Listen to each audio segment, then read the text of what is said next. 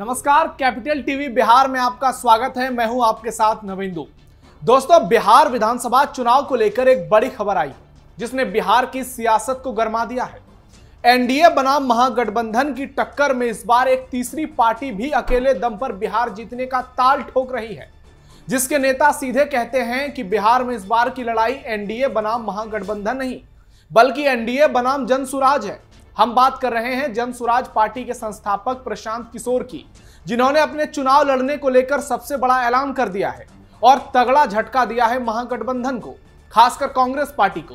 क्योंकि प्रशांत किशोर ने जिस सीट से चुनाव लड़ने का ऐलान किया है उस सीट पर 2020 में कांग्रेस पार्टी जीती थी। ऐसे में प्रशांत किशोर का वहां से चुनाव लड़ना महागठबंधन के नेताओं के लिए सिरदर्द बन गया है। आपको बता दें कि जनसुराज मुखिया प्रशांत किशोर ने रोहतास जिले के करगहर विधानसभा सीट से चुनाव लड़ने का फैसला किया है। आपको इस वीडियो में इस सीट को लेकर पूरी जानकारी देंगे, जातीय समीकरण समझाएंगे, साथ ही पीके के बड़े ऐलान के बारे में भी बताएंगे। प्रशांत किशोर का बड़ा ऐलान, करगहर सीट से लड़ेंगे चुनाव।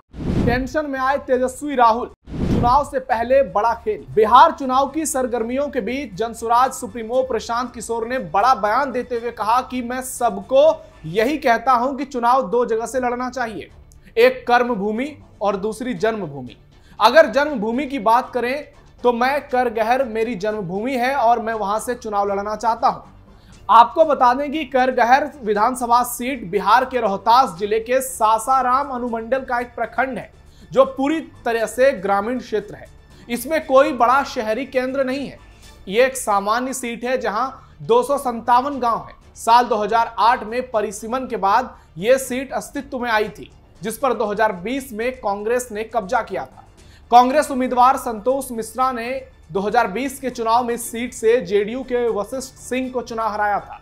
इस सीट पर पिछले कई चुनाव में कांग्रेस और जेडीयू के बीच सीधी टक्कर देखने को मिली है। हालांकि बीएसपी भी यहां अपनी मौजूदगी दर्ज कराती रही है।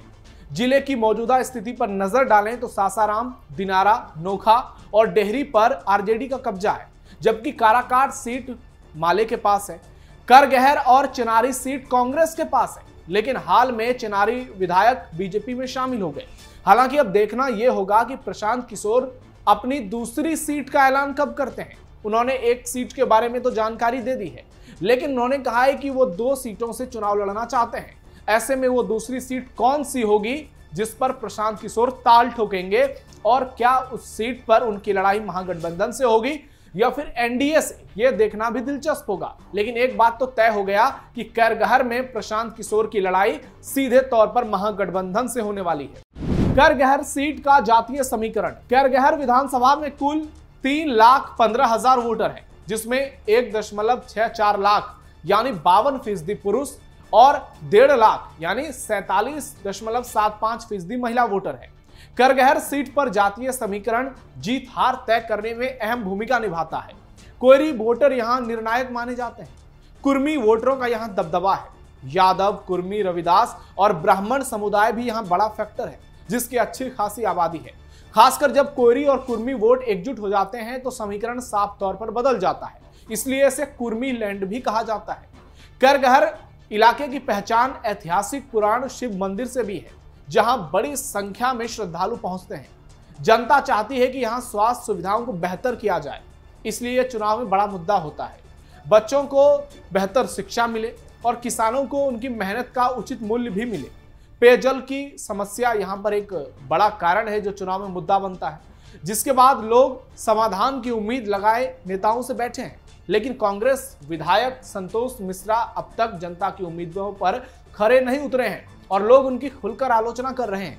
सोशल मीडिया पर उनकी ट्रोलिंग हो रही है और जब से प्रशांत किशोर ने यह ऐलान किया है तब से यह लड़ाई त्रिकोणीय हो गई है और इस बार कयास लगाए जा रहे हैं कि प्रशांत किशोर के आने से यह सीट जेडीयू आसानी से जीत लेगी, क्योंकि प्रशांत किशोर इस सीट पर ज्यादा वोट महागठबंधन का काट सकते हैं। बिहार चुनाव में कहां खड़े हैं प्रशांत किशोर? अब आपको एक दिलचस्प बात बताते हैं। प्रशांत किशोर से जब पूछा गया कि उनकी पार्टी इस बार बिहार में क्या करेगी, कितनी सीट जीतेगी, तो उन्होंने कहा, मैं नंबर तो नहीं बता सकता, लेकिन इतना जरूर कह सकता हूं कि हम जो कोशिश कर रहे हैं इसका एक ही परिणाम होगा, या तो जनसुराज अर्श पर या फिर जनसुराज फर्श पर। बीच में कोई परिणाम आने वाला नहीं है। 20, 25, 30, 40, 50 सीटें नहीं आएंगी। या तो जनसुराज को 10 से कम सीटें आएंगी या फिर इतनी सीट आएंगी कि व्यवस्था परिवर्तन की पहल साकार होगी। जनता सिर्फ सरकार के लिए वोट नहीं करती है, जनता यह भी तय करती है कि कौन सरकार में रहेगा, कौन विपक्ष में और कौन सड़क पर। मैं समझता हूं कि या तो जनता हमें सरकार में भेजेगी या सड़क पर। हम उसके लिए बिल्कुल तैयार हैं। अगर जनता हमें सड़क पर भेजती है तो विपक्ष में रहने से अच्छा है कि मैं 5 साल फिर सड़क पर रहूंगा। जितनी मेहनत अभी कर रहे हैं उससे दोगुनी मेहनत और करेंगे। मान लेते हैं हमारे 10-20 विधायक जीतते भी हैं तो मैं उनसे कह दूंगा जिसे जिस पार्टी में जाना है चला जाए, मुझे फिर से शुरू करने दो, मैं फर्श पर ही रहूंगा, मैं शुरुआत से शुरू करूंगा। ऐसी स्थिति में हम किसी को भी सपोर्ट नहीं देंगे। यह बड़ा बयान उन्होंने दिया है। हम कह देंगे जिसको जिस दल में जाना है, जिसको सरकार में शामिल होना है, विपक्ष में शामिल होना है, वो अपने हिसाब से फैसले लो। और अगर सरकार नहीं बनती है, त्रिकोणीय विधानसभा होती है, तो राष्ट्रपति शासन लगाओ। यह भी नहीं करना है कि फिर से चुनाव कराओ। दाव खेलने से उन्हें डर लगता है जिन्हें मंत्री बनना है। हमें मंत्री नहीं बनना। आप अपना सबसे प्रमुख प्रतिद्वंदी किस पार्टी को मानते हैं? जब यह सवाल उनसे किया गया तो उन्होंने सीधे तौर पर एनडीए का नाम लिया और कहा कि लड़ाई सीधा एनडीए बनाम जनसुराज की है। एनडीए का सोशल बेस बहुत बड़ा है। 30% आरजेडी के कोर वोटर है, जिसे एमवाई कहते हैं। बाकी जो भी 70% वोटर हैं वो एनडीए के हैं और एनडीए को बहुत बड़ा घाटा होगा तो उनका डोमिनेटर बढ़ेगा, इसलिए लड़ाई उनसे होगी। वहीं पीके ने बड़ा ऐलान करते हुए कहा कि जो भी बिहारियों के पैसे सहारा में डूबे हैं वो हम आपको दिलाएंगे। आपको बता दें कि प्रशांत किशोर ने जो कहा है, चुनावी पंडित भी इसी बात को सच मान रहे हैं, लेकिन उसके एक ही पहलू को कि इस बार प्रशांत किशोर बिहार में कोई बड़ा परिवर्तन नहीं ला पाएंगे, क्योंकि बिहार में जाति के नाम पर वोटिंग बम्पर तरीके से होती है और प्रशांत किशोर ब्राह्मण जाति से आते हैं, इसलिए दूसरी जाति शायद ही उनके साथ कनेक्ट हो पाएगी। भले ही उनकी रैली में भीड़ दिख रही है, लोगों का जन सैलाब उमड़ रहा है, लेकिन जब वोटिंग की बारी आएगी तब प्रशांत किशोर पिछड़ जाएंगे और जब चुनाव परिणाम आएंगे तब प्रशांत किशोर हो सकता है खाता भी ना खोल पाए या उनकी 2-4 सीटें ही रहेंगी। ऐसा बड़े बड़े सियासी दिग्गजों का मानना है, क्योंकि प्रशांत किशोर को अभी बिहार में समय देना होगा और वो जिस तरीके से मेहनत कर रहे हैं उसमें उसकी तारीफ हर कोई कर रहा है। लेकिन लोगों को यह भी डर है कि कहीं ऐसा ना हो कि प्रशांत किशोर को वोट देने के चक्कर में बिहार में महागठबंधन की सरकार बन जाए। कहीं ऐसा ना हो कि वो सवर्ण जातियों का वोट काट ले और एनडीए को नुकसान हो जाए, वो ईबीसी का वोट काट ले और जेडीयू को नुकसान हो जाए, वो ओबीसी और दलितों का वोट काट लें जिससे एनडीए में बीजेपी और दूसरी पार्टियों को नुकसान हो जाए।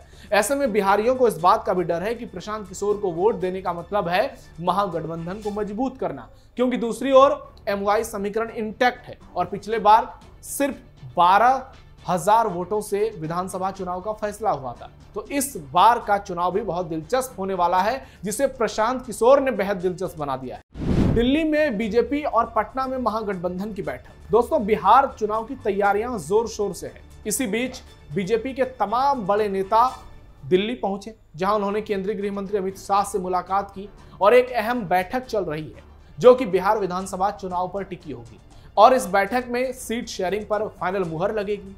यह तय होगा कि कौन सी पार्टियां कितनी सीटों पर चुनाव लड़ेगी और किस सीट पर कौन सी पार्टियां अपना उम्मीदवार उतारेगी।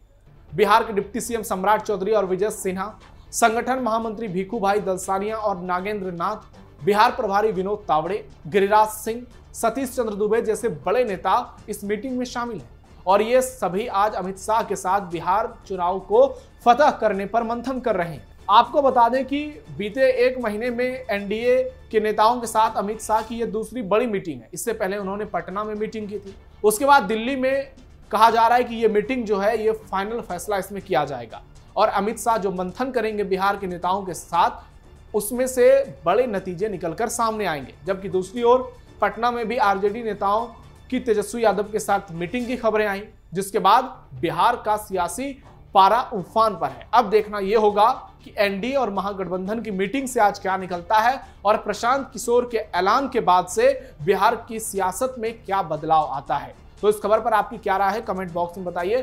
फिलहाल के लिए कैपिटल टीवी बिहार में इतना ही। धन्यवाद।